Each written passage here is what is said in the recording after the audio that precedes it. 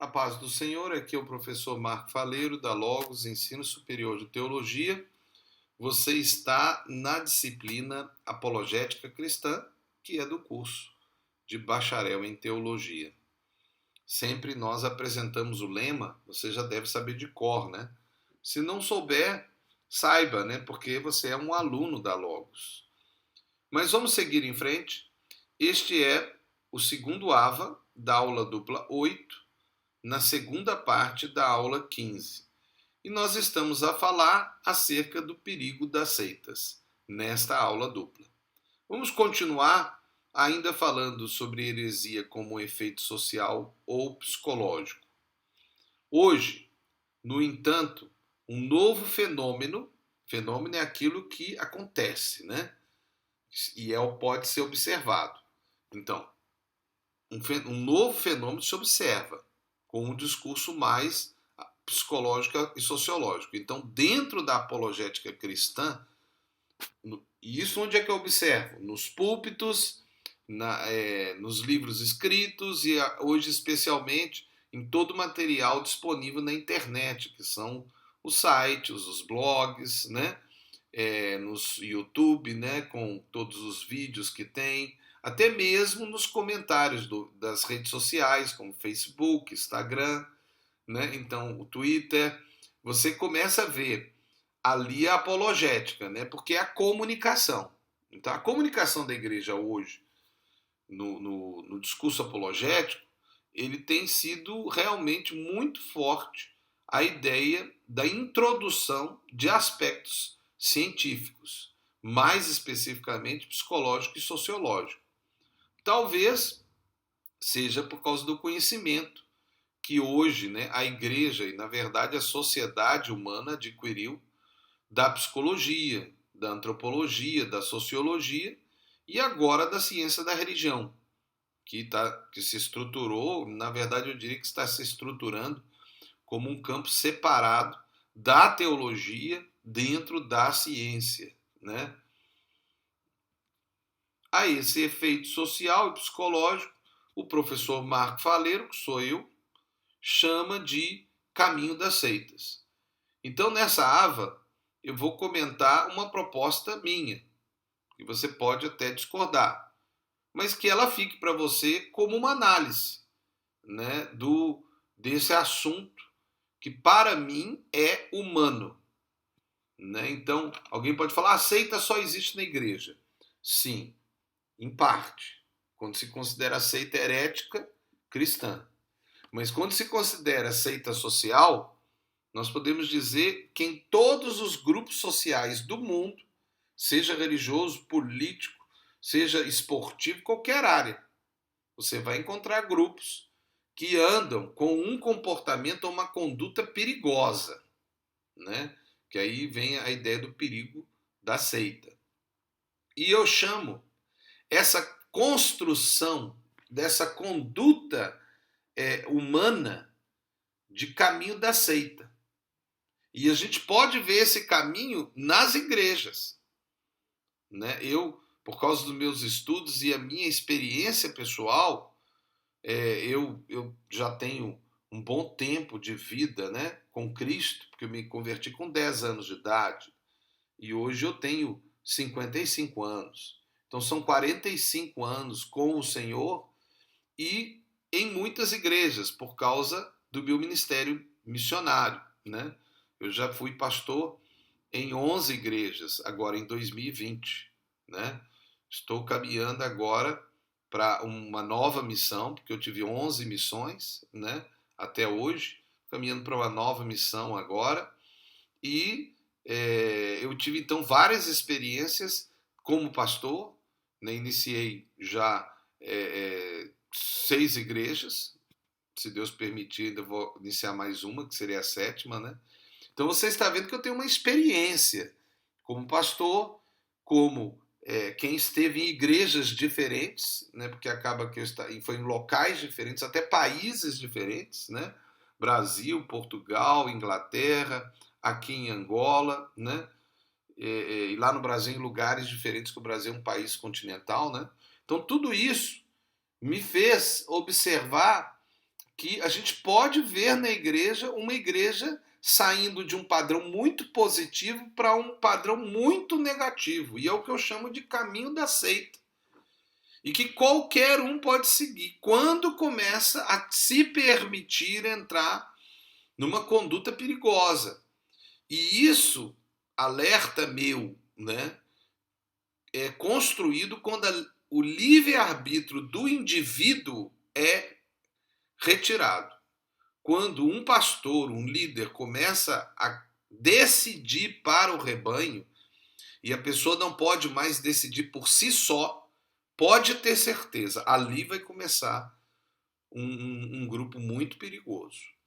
Porque a decisão tem que ser individual, porque no céu nós vamos ser salvos individualmente. E nós vamos para o grande juízo, ou seja, o de Cristo, no caso daqueles que não têm Jesus, o juízo final, vai ser individualmente. Não vai adiantar falar, mas o pastor me ensinou isso. Não, isso não adianta. Isso é individual, né? Mas vamos falar então do caminho da seita, que é uma proposta que eu vou deixar com vocês, dentro dessa análise, né?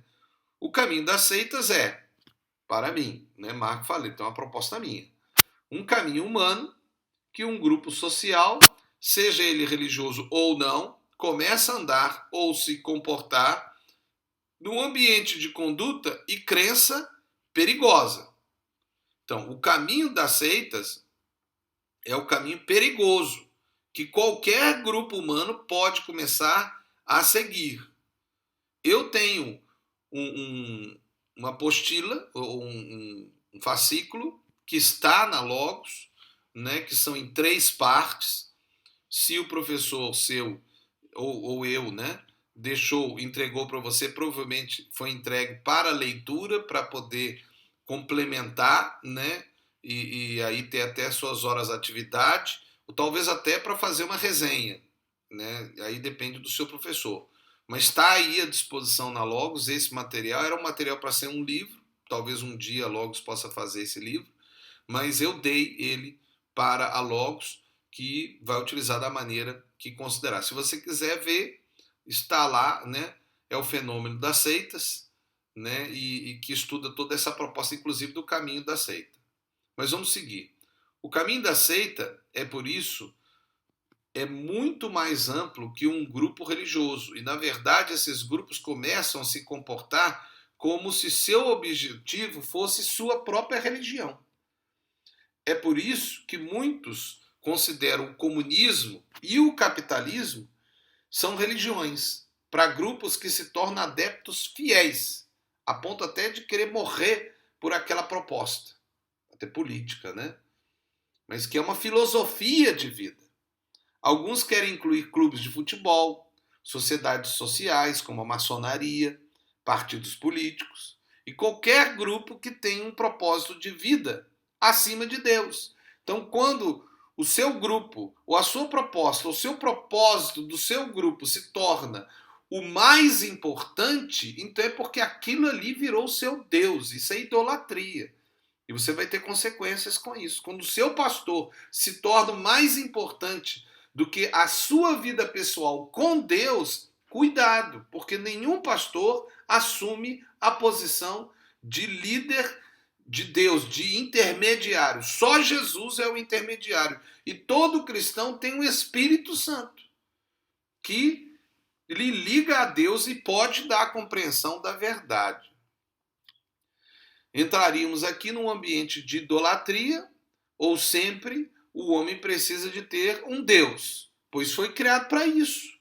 Então, se não for Deus, vai ser outra coisa, ou outra pessoa, ou um objetivo. Verificamos a necessidade de criar um novo discurso apologético para perceber as formações de grupos religiosos, que aqui em Angola tem sido chamado pela lei de confissões religiosas, segundo a lei angolana, que tem ligações sociais e espirituais. Nesse caso, apesar da dogmática poder seguir uma linha correta ou aceitável dentro dos padrões bíblicos, pode estar no caminho da seita. O caminho da seita, a linha de unidade sociológica pode estar deturpada, no que concerne aos padrões de relacionamento humano estabelecidos por Deus. Temos então cuidado com a utilização da ciência como se ela fosse a verdade. Lembre que a ciência é a interpretação humana do que o homem percebe, mas a ciência pode estar errada. A Bíblia não. A interpretação da Bíblia sim, porque é humana, mas a Bíblia não. A Bíblia é nossa regra de fé e prática. Contudo, como eu disse, a nossa interpretação da Bíblia também é humana. Portanto, a ciência pode ser um instrumento que nos auxilia a perceber a nossa interpretação. Nesse caso, mesmo que pessoas creiam de forma correta com relação à doutrina bíblica, considerando os níveis de aceitabilidade do processo de salvação, mesmo assim, podem estar se tornando uma seita, no aspecto sociológico ou psicológico, ou seja, a sua conduta pode estar errada. Considerando esse aspecto, gostaria de sugerir que deveríamos reformular nosso conceito de seita, como eu tenho proposto para vocês. Nesse caso, colocamos a análise teológica junto com a análise antropológica, considerando os aspectos sociológicos e psicológicos, como fatores unitários, unidos, para julgar o grupo que está sendo considerado uma seita. Mesmo que o grupo religioso, que pode ser, conforme a lei angolana, uma confissão religiosa qualquer, siga todos os aspectos dogmáticos aceitáveis ou toleráveis numa visão cristã reformada, nós estamos falando protestantes, né, evangélicos, que são estudados na teologia, teriam também que seguir os aspectos de conduta cristã. Não adianta só ter uma crença cristã, tem que ter uma conduta cristã. Né? Porque, por exemplo, tem sociedades católicas, países católicos, que têm toda uma conduta cristã. Mas, quer dizer, me desculpe, tem toda uma crença cristã, mas não tem uma conduta cristã conforme a Bíblia. A análise, então, de uma seita, considerando aspecto heresia, tem também que considerar a conduta cristã como um fator primordial da classificação de um grupo que se chama cristã. Eles creem como cristãos, mas eles também agem como cristãos? E qual é a conduta cristã? Aí, é claro, vai entrar o aspecto doutrinário, né? A interpretação da Bíblia. Mas um aspecto fundamental é quem é Deus. Nós temos que ser como Deus é. Se Deus é bom, então nós temos que ser bom. Se Deus é misericordioso, nós temos que ser misericordioso. Se Deus é justo, nós temos que ser justo. Mas dentro da justiça de Deus, não a da do mundo. Não a justiça que o mundo entende, a justiça que Deus entende. A justiça de Deus envolve amor e misericórdia e perdão. Isso é a justiça de Deus conforme a Bíblia, porque Deus é assim. Aqui quero passar na próxima ava um pequeno filme. Eu gostaria que analisassem o aspecto fundamental da conduta humana. Tá? Então, quando começar a outra ava, vocês vão ver um pequeno filmezinho para a gente fazer uma análise, ok? E nós vamos analisar mais especificamente o aspecto social, tá? Da conduta. Então, você se conduz, ou seja, a sua conduta, ela é porque os outros são, porque a sua família é, porque a sua igreja é, porque a sua sociedade, no caso aqui angolana, é. Então, quem é você? Você age porque os outros agem assim, porque os outros agiram assim? Você é aquela pessoa que diz que nunca vai mudar porque os outros já eram assim, porque eles implantaram desse jeito? Mas e o que Deus estabeleceu para você hoje, dentro da realidade hoje? Pense nisso, né? Nós vamos começar a próxima ava com um pequeno filme para você analisar isso e pensar, ok? Então fique atento e assista as próximas avas dessa aula dupla, mas principalmente a próxima ava em que nós vamos fazer uma análise e que eu vou deixar você pensar também, tá? Aqui é o professor Marco Faleiro, da Logos Ensino Superior de Teologia.